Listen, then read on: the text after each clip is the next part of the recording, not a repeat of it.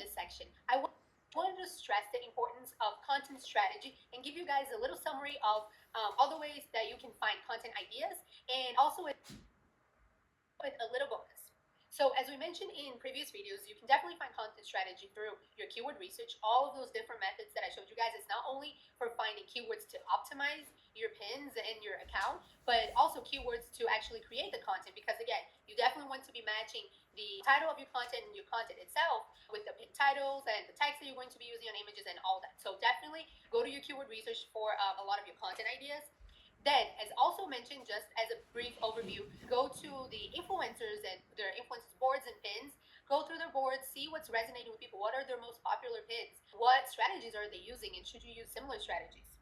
And then also going to your followers, other boards, the other boards that they're following. Because if that's your target audience, and you see that all of the other content is also resonating with them, it's also adding value, you probably want to do similar things as well. You probably already do, but then it can give you even more content ideas for you to grow your Pinterest account and then keep growing your boards and your followers and traffic to your website ultimately. Then, as we also talked about doing the hashtag research, you can use the Pinterest topics page. And remember, you need to be logged out of Pinterest to be able to access that. Go back and watch that video if you don't remember. But there's so many topic ideas, and once you click in one of them, Pinterest is going to show you the top 10 performing pins around that category. So that's a great way to find related content ideas to the topic that in your niche that you're already addressing.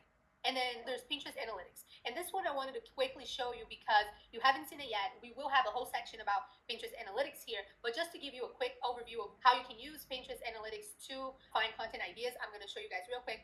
So let's hop on Pinterest. And this is actually Sumner's account. He's Amazon FBA business account, but even though it's still a newish account, it does have a little bit more pins than our travel account, so I can show you a little bit more in depth what I mean about analytics. So on your home feed, you can just go up to on this top bar here and click Analytics, and then Overview.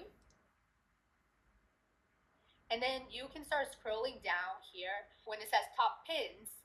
And I'm going to switch from impressions to link clicks because, as we're going to talk about further on Pinterest Analytics, that's what ultimately matters. It's the link clicks and the traffic that you drive into your website.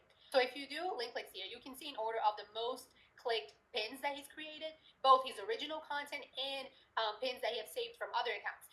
And if we start analyzing this, we can start testing maybe similar topics, maybe it's similar graphics. What actually made this pin click worthy as opposed to other pins that he's created? So maybe people are really interested in ManyChat, we create more content about this, like this top pin here, or p15 campaigns, or maybe let's recreate a graphic similar to this. Or for example, these are his original pins, but you can see here, this is a saved pin from a different account. And as we talked about before, infographics and lists are one of the top performing pins overall, and we can see it here. So maybe he will create content similar to this one. He hasn't yet, and he sees it performs well. So that's just a quick idea on how you can use Pinterest Analytics for content ideas. Let's go back to our slides because I have a few bonus tips for you guys. So another amazing idea for contents are to actually create pins around trends. Pinterest loves trends, and you will see that you will get priority distribution and when you're creating things around trends. So even if your keyword research does not show something at the moment as a big search volume, or it doesn't seem that popular, if you see around you in other social media platforms that something is becoming a trend or will become a trend, you definitely want to create pins around this. For example, if you see that a new Star Wars movie will be coming out, you know that people will be more interested in Star Wars things or products or ideas, maybe a theme party, something like that. So you can maybe revolve a piece of content from your product or from your service or anything like that around that specific trend. And then similarly, you can create pins around holidays. You not only can, but Pinterest also loves this, and they will actually revive your pin every year around that time. So that is an amazing way to get extra visibility without doing anything, is creating a really good piece of content around the holiday. And then next year, even if you don't create a new one, Pinterest will see your previous pin from 1 year ago and they will revive it because it will become relevant to users again. So they definitely see this. And then the ideal time for you to actually create this pin is around 4 to 6 weeks before that holiday. And that is because Pinterest needs some time for it to actually index your pins, index all of the keywords so you can show up to all of the searches related to it.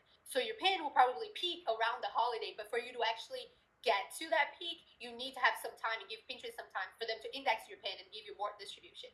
And then lastly, as we talked about a little bit on the tips and tricks for images, is roundups and lists. So whenever you were struggling to find content ideas, think about roundups. So what were the best places to visit in 2019? What were the most visited places in 2019? Or what are the top 10 products to make your life easier with a baby?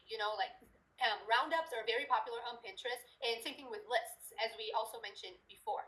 Sometimes you can even get content that you already created and then just do a roundup, just do a summary of all those different options, all those different things that you've already talked about. So I hope you guys like these ideas. I hope you like this summary and that you prioritize content strategy. Content is king. I mean, it's a saying for a reason. You definitely want to be adding value to your audience, and that is the best way to grow. So if you guys have any questions, make sure to leave those in the Q&A below, and let's go ahead and get to the next video.